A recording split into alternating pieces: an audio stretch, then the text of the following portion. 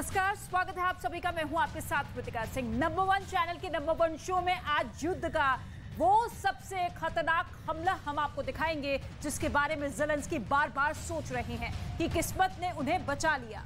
Putin ने Ukraine के सबसे बड़े वॉर जोन में उस बम का इस्तेमाल किया है जिसके बारे में जानकर आप हैरान रह जाएंगे। ये बम कई फीट मोटी कंक्रीट को तोड़कर वहां ब्लास्ट कर सकता है जहां ज़ेलेंस्की खुद को सुरक्षित महसूस कर रहे हैं।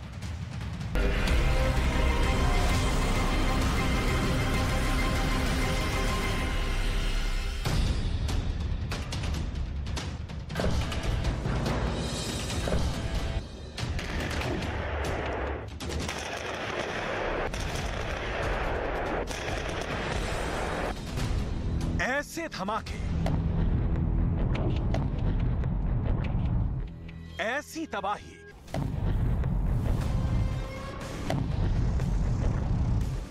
ऐसी आग, दुश्मन पर ऐसा ब्लास्ट,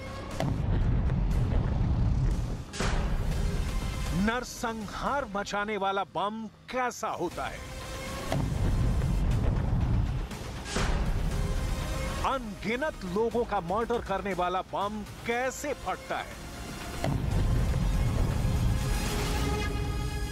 जहां यह बम गिरता है उसका नामो निशान मिट जाता है। बॉमर से लॉन्च होने के बाद यह 1500 किलो का बम, जो किसी बड़ी एसयूवी जितना भारी होता है, उसका धमाका देखिए।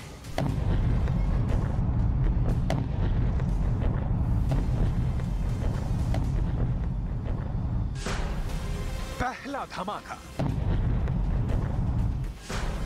दूसरा धमाका, तीसरा धमाका,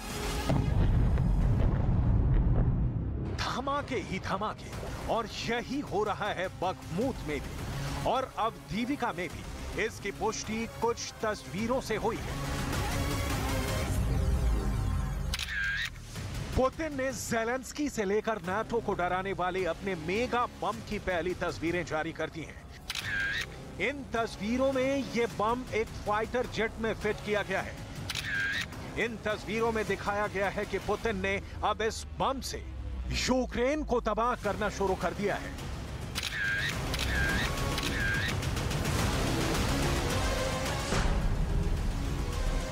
यही होता है मेगा बम। इसी बम से पुतिन बखमूत को पूरी तरह तबाह कर देंगे। अवदीविका पर इस बम को आजमा लिया गया है। अब इस बम से पूरे यूक्रेन को टारगेट किया जाएगा। यही ज़ेलेंस्की का सबसे बड़ा डर है।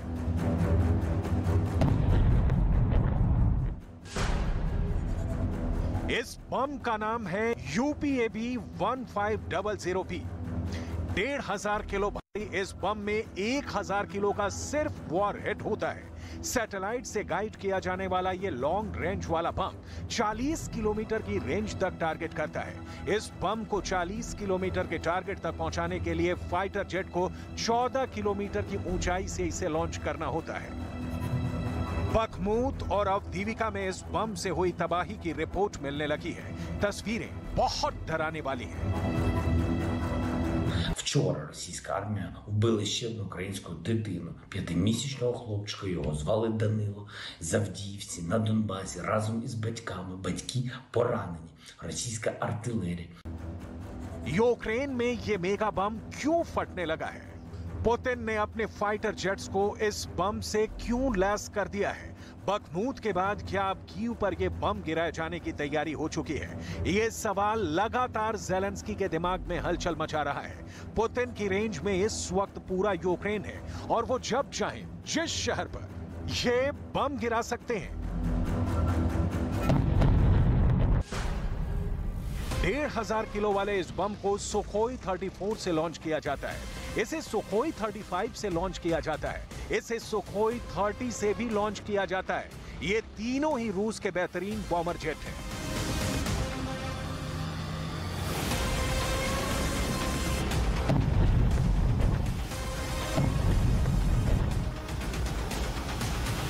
लेकिन लेकिन इन सब में सुखोई 34 इस बम का सबसे बेहतरीन कैरियर कहा जाता है। एक बार 1500 किलो का बम UPAB 1500B लॉन्च कर दिया गया तो समझ लीजिए कि जमीन पर दुश्मन मारा जाएगा।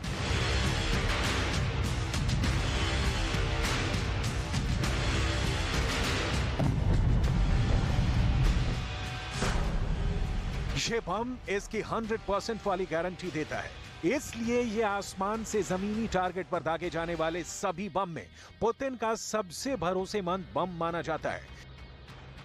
UPAB 1500B 5 मीटर लंबा बम है। ये कंक्रीट की मोटी लेयर को भी भेद सकता है, यानी इससे ज़ेलेंस्की का बंकर भी सुरक्षित नहीं है। जब यह दागा जाता है तो 40 किलोमीटर की रेंज तक पहुंचकर यह टारगेट पर 10 मीटर के दायरे में ब्लास्ट करता है। Предусматривается возможность принятия симметричных и асимметричных мер в ответ на недружественные действия против России. Вводится тезис об использовании вооруженных сил для отражения или предотвращения вооруженного нападения на Россию и ее союзников. Тем самым мы недвусмысленно заявляем, что будем отстаивать право российского народа на существование и свободное. रूस सबसे पहले इस बम को 2019 में दुनिया के सामने लाया था। तब यूक्रेन में युद्ध का किसी को अंदाजा नहीं था, लेकिन अब पुतिन ने इस बम की बोहनी कर दी है। ऐसे ही कौन कौन से बम पुतिन के तहखाने में रखे हुए हैं, उसकी पूरी डिटेल हमारे पास है।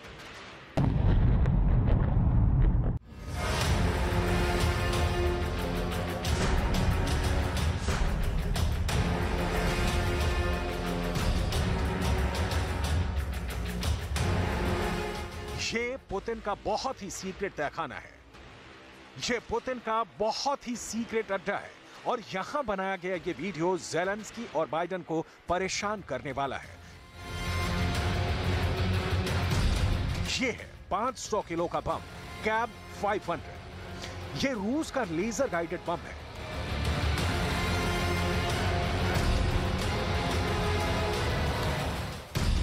ये है कैब 250। ये बम सैटेलाइट से गाइड किया जाता है। वजन है 250 किलो। और ये बम देखिए, ये कैब 500 का टीवी कमांड गाइडेंस वाला बम है। इसे लाइव कैमरे से मिलने वाले वीडियो के जरिए गाइड किया जाता है। पुतिन ने अपनी हथियार फैक्ट्री की नुमाइश शुरू कर दी है। पुतिन दुनिया को बता रहे हैं कि उनके पास मिसाइल और बम की कोई कमी नहीं है। पुतिन बार बार दिमित्री मेदवेदेव को हथियार फैक्ट्री भेजकर रिपोर्ट ले रहे हैं। मेदवेदेव रूस के राष्ट्रपति भी रह चुके हैं और अब पुतिन के सबसे खास लोगों में माने जाते हैं। पुतिन के इस बहुत ही भरोसेमंद लीडर को यूक्रेन वाली स्ट्रेटजी का बहुत अहम हिस्सा कहा जाता है। मेदवेदेव रूस की हर हथियार फैक्ट्री का जायजा ले रहे हैं और दावा किया कि रूस के हथियारों का स्टॉक कमजोर पड़ने वाला नहीं है। इससे पहले पुतिन ने जो जो मांगा उन्हें मिला है।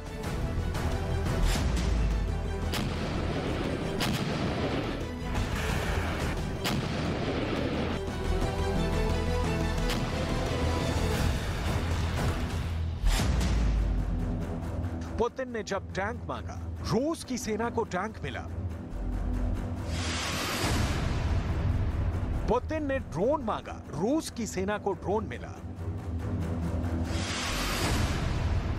पुतिन ने मिसाइल मांगी, रूस की सेना को मिसाइल मिली।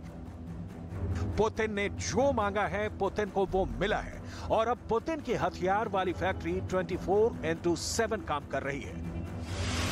पुतिन की हथियार फैक्ट्री देखिए, इसमें टैंक भी बन रहा है, इसमें मिसाइल भी तैयार हो रही है, इसमें ड्रोन भी बन रहे हैं और इसमें बम और गोला बारूद भी तैयार हो रहा है। इस फैक्ट्री में एक बड़े मिशन मोड पर काम चल रहा है। पुतिन यहां जरा भी देरी नहीं चाहते। पुतिन यहां हफ्तों के 7 दिन और दिन के 24 घंटे काम करवा रहे हैं। पुतिन की हथियार फैक्ट्री में हर तरह का बम बन रहा है। इस पर ज़ेलेंस्की से ज्यादा नजर बाइडेन की है, नाटो देशों की है।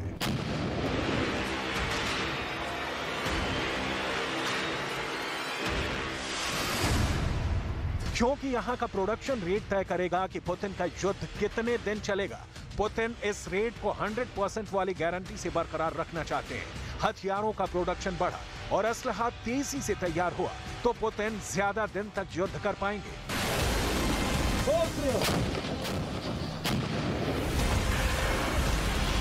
लेकिन युद्ध कब तक चलेगा, इस पर CIA के पूर्व counter intelligence chief James Olson ने बड़ा दावा किया है।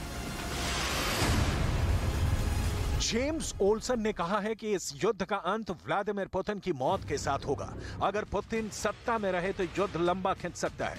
ऐसे में पुतिन या तो सत्ता से बेदखल होंगे या फिर मारे जाएंगे।